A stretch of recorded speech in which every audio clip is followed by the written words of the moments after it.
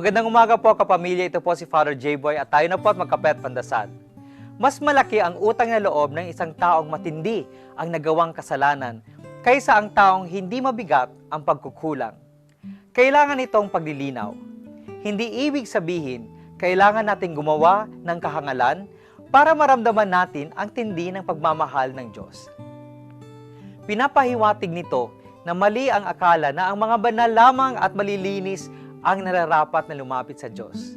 Maraming piniling makasalanan ng Diyos upang maging pinuno ng sambayanang Kristiyano. Isang mamamatay tao si Moises, si Haring David at San Pablo. May lamat ang buhay ni Maria Magdalena, San Agustin at San Ignacio. Ang pinakadakilang banal, ang siya ring dating dakilang makasalanan.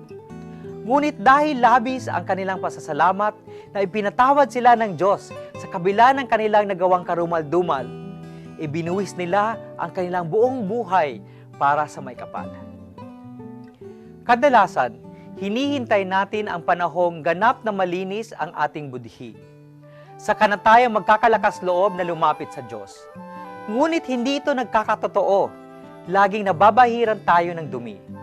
Pagdasal natin na hindi tayo matatakot na lumapit sa Diyos sa lahat ng oras. Hindi itinatakwil ng Diyos ang sinumang tao.